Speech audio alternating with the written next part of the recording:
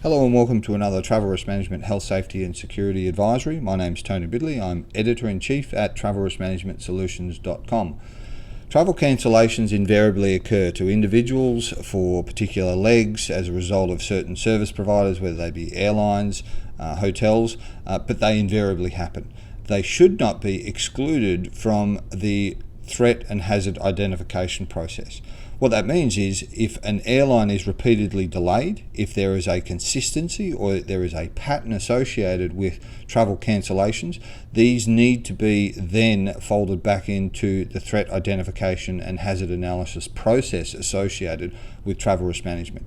So it could be a case of identifying that a particular leg or a sector or a service provider is consistently unnecessarily exposing your travellers to a risk or a heightened level of threats and hazards, or simply a different type of risk quotient associated to your initial appraisal or evaluation of the situation.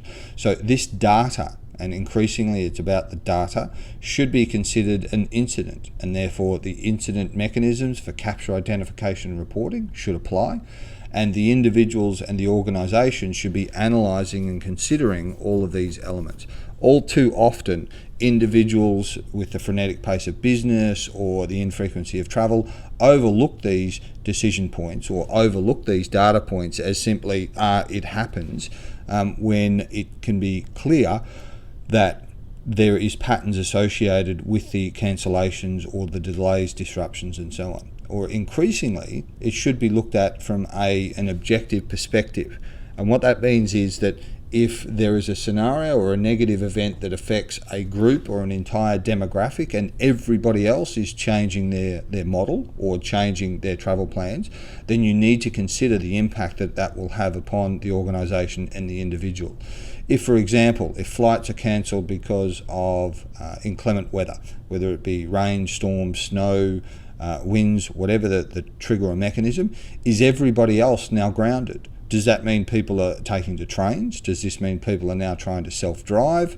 Does this mean people are now stuck at airports? Does this mean some people are now at home?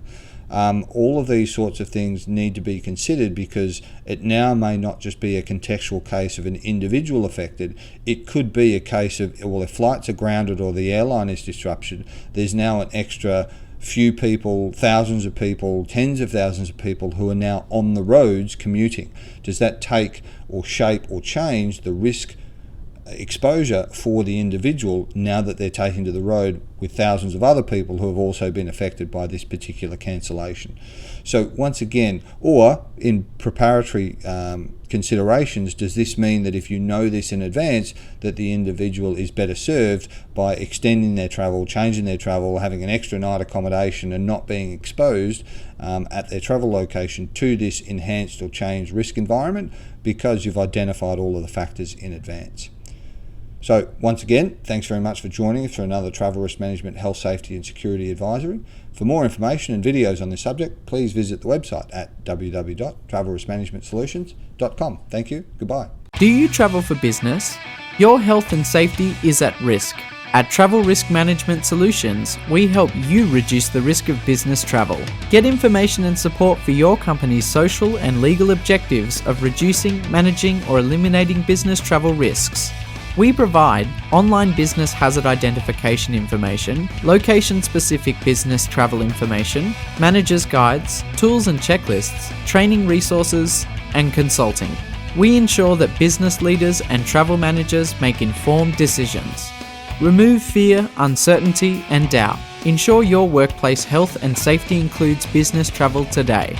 Get your tips from www.travelriskmanagementsolutions.com.